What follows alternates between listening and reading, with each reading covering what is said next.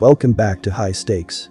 Today, we will be discussing the MLB matches that are happening on Tuesday, July 25, 2023. We will be providing our team and total picks for the day. Before we get started, please remember to subscribe to our channel and turn on notifications so you don't miss any of our videos. If you want access to our premium picks, you can check out our Patreon page. Our Patreon is a way for you to support our channel and help us improve our content. You can find the link to our Patreon page in the description and comments section below. The Milwaukee Brewers and Cincinnati Reds have been playing a close series, but the Brewers have dominated the head-to-head matchups this season.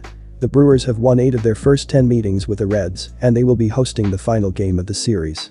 Brewers ace Corbin Burnes will be looking to dominate the Reds for a third straight time in 18 days. Burnes struck out a season-high 13 Reds batters in his last start against them, and he followed that up with 8 innings of shutout ball against the Philadelphia Phillies. The Brewers have also tagged up Red starter Tyler Mahle for 4 home runs in his 2 starts against them this month. The Brewers have clearly figured out Mahle, and I recommend betting on the Brewers moneyline. Heading into this series, these two teams had averaged just 7 runs combined over their first 10 meetings of the year. They just met in the first series after the All-Star break, and the Brewers were able to hold the Reds to just 3 runs over 3 games. However, Milwaukee was only able to muster a combined 8 runs in that series. Their bats have definitely chilled out a bit in the second half, unable to put up more than 5 runs in any game yet. They hadn't scored more than 4 runs in their 4 games prior to this series beginning. The Reds have been scoring a bit more, but they have yet to prove that they can do so against Milwaukee. Burnes held them down twice already this month. That's a great jumping off point for where this game will go. Take the under. Chicago Cubs vs Chicago White Sox. This is the first of 4 games between the Chicago Cubs and Chicago White Sox this season. The White Sox have won 8 of the last 10 meetings between the two teams, but the Cubs have been playing much better this season. The Cubs have hit the money line in 22 of their last 37 games, while the White Sox have been struggling at home, going 21-25 at Guaranteed Rate Field. Cubs starter Kyle Hendricks has been pitching well this season, posting a 2-1 record with a 2.53 ERA and a 0.84 WHIP in 5 starts on the road. I recommend betting on the Cubs moneyline in this game. This season, these two teams have had a combined 94 games reach over the respective total placed on them. The over is 5-4-1 in the last 10 meetings between the two and 8-1-1 in the Cubs' last 10 games. The Cubs' offense has been quite productive in the second half and have at times carried the total over entirely on their own. They put up 7 runs on Sunday and 8 on Saturday. They should be able to get to Kopech for a few, just the same. The White Sox were shut out in their first game after the All-Star break, but have had some solid offensive effort since. They won't be shut out by Hendricks or the Cubs here, so a good combo effort between the teams gets us plenty of runs tonight. Take the over. Texas Rangers vs Houston Astros. The Astros and Rangers met just before the All-Star break, with the Astros taking 3 of 4 games in Texas. Houston leads the season series 4-3, and they have a 6-4 edge in the last 10 meetings. The Rangers have not yet faced Astros starter JP France, who is a strong pitcher who is not afraid to attack a lineup. Texas is already without Corey Seager, and if Adolis Garcia is unable to grip a bat on Monday, he likely will not be able to do so on Tuesday either. The Astros' offense has not been great lately, but they have scored 7.5 runs per game over France's last 4 outings. I recommend betting on the Astros moneyline. In their 7 prior meetings this season, these two teams have averaged a combined 10.6 runs per game, but the over has gone just 3-3-1 in those games. This season, these teams have favored the over, with a combined 97 of their games landing on that side of the total.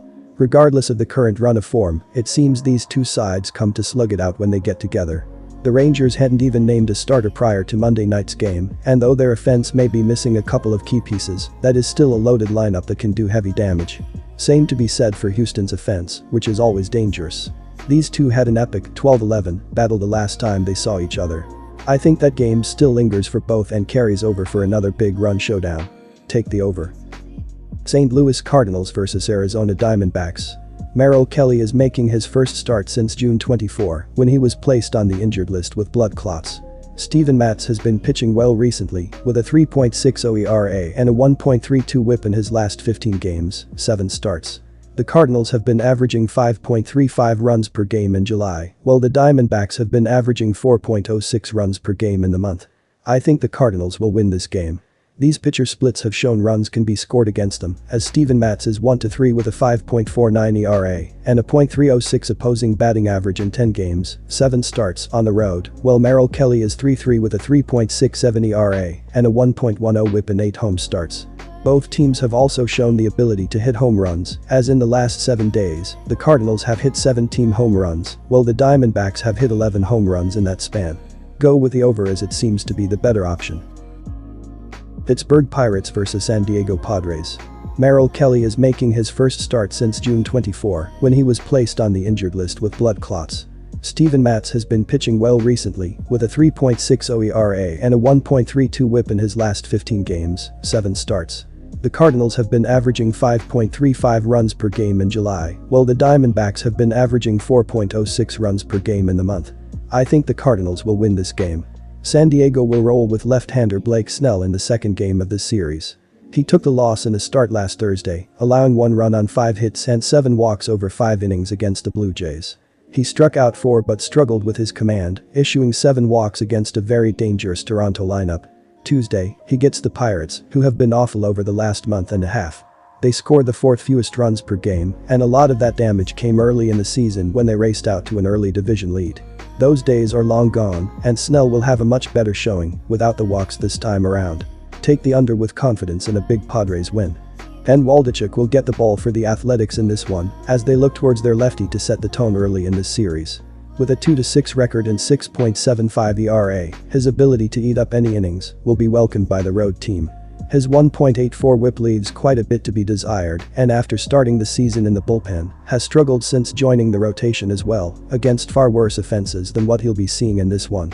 The offense for the Athletics may have to find a way to step up, especially given the issues on the mound for this team, though that might be asking too much as well. The Athletics are only averaging 3.6 runs per game, which is one of the worst marks in baseball. Add in a .218 team average, and it quickly makes sense where the struggles are stemming from. Esteury Ruiz, the team's leading hitter, remains out with a shoulder injury, while Brent Rooker, 16 home runs, 44 RBI, is questionable. Without 2 of their keys within the lineup, this offense could struggle even more than usual in this one. Our total pick is over. Toronto Blue Jays vs Los Angeles Dodgers. Given the current form of both teams and their respective pitchers, the value seems to be on the Blue Jays. Barrios has been a much better pitcher than his ERA would indicate, and he should be able to outperform Grove in a battle between 2 very comparable offenses. The Dodgers' offense has been unstoppable recently, but with Grove on the mound, the Blue Jays have a good chance to capitalize. Take the Toronto Blue Jays plus 1.5 runs. The Los Angeles Dodgers have been on a roll offensively, scoring 52 runs in their last 6 games and boasting a 133 WRC+ over the last couple of weeks. Their disciplined approach at the plate has resulted in a high 12.6% walk rate and a low 20% strikeout rate. The Blue Jays' hopes rest heavily on the shoulders of Jose Barrios. The right-hander has been in good form in 2023, limiting catastrophic outings to post a 3.39 ERA. In July, he has allowed just 3 earned runs in 18 1/3 innings.